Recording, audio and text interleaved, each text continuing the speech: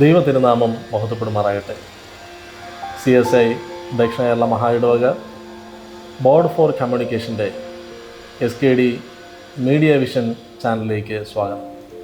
40 ദിവസത്തെ നോമ്പ് ധ്യാനങ്ങളിൽ ഒന്നാം ദിനം ഇന്ന് നാം ധ്യാനിക്കുന്നു ലേവ് താഹോർ. ഇതൊരു ഹീബ്രു പദമാണ്.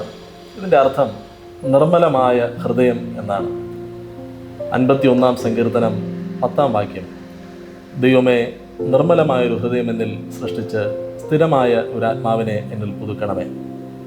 ദാവീദ് രാജാവ് ദൈവത്തോട് പ്രാർത്ഥിച്ച പ്രാർത്ഥനയാണ്.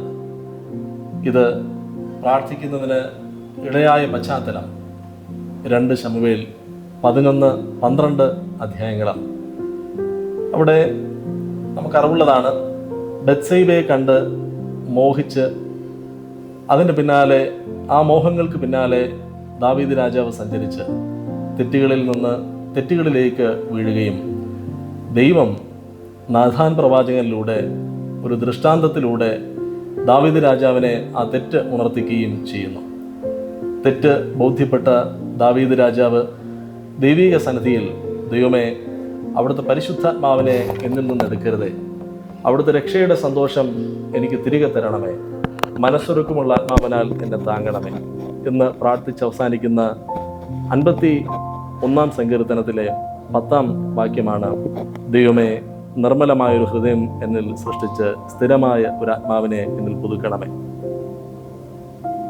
നിലവിലെ ദാവീദിൻ്റെ ഹൃദയം ദൈവത്തോട് അടുത്ത് ചേർന്ന് ജീവിക്കുന്നതിന് മതിയായതല്ല എന്ന തിരിച്ചറിവാണ് നിർമ്മലമായൊരു ഹൃദയത്തിന് വേണ്ടിയുള്ള പ്രാർത്ഥന. ലോകത്തിൽ വെച്ച് ആദ്യത്തെ ഹാർട്ട് ട്രാൻസ്പ്ലാന്റേഷൻ നടത്തിയ ഡോക്ടറാണ് ഡോക്ടർ ക്രിസ്ത്യൻ ബെർണാഡ്. അദ്ദേഹം ഒരു സൗത്ത് ആഫ്രിക്കൻ ഡോക്ടറാണ്.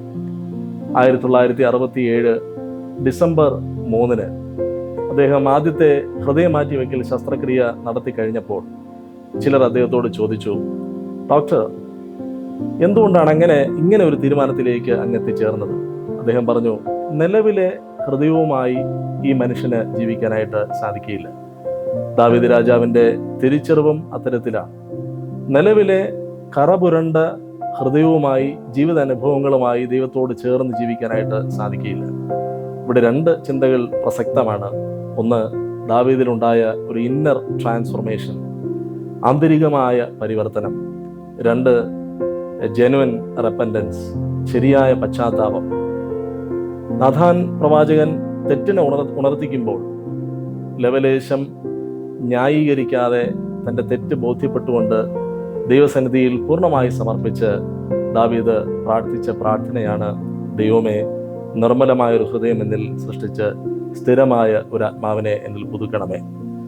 ഈ നോമ്പ് അനുഭവങ്ങളിലേക്ക് നമ്മൾ പ്രവേശിച്ചിരിക്കുമ്പോൾ ജീവിത വിശുദ്ധി തേടിയുള്ള ധ്യാനങ്ങളിലൂടെ, പ്രാർത്ഥനകളിലൂടെ ദൈവത്തോട് അടുത്തിരിക്കുവാനായി സമയം ചെലവഴിച്ചുകൊണ്ടുള്ള ഈ നിമിഷങ്ങളിൽ ദൈവത്തോട് അടുത്തിരിക്കുന്നതിന് നിലവിലുള്ള കറപുരണ്ട, പാപം നിറഞ്ഞ, ദൈവത്തിന് അഹിതമായ ജീവിതക്രമങ്ങളിലൂടെ നമുക്കതിൽ പ്രവേശിക്കാനായിട്ട് സാധ്യമല്ല.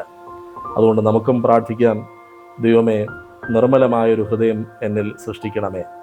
ലേവ് താഹോർ, നിർമ്മലമായ ഹൃദയം. ദൈവം നമ്മെ എല്ലാവരെയും സമൃദ്ധമായി അനുഗ്രഹിക്കട്ടെ.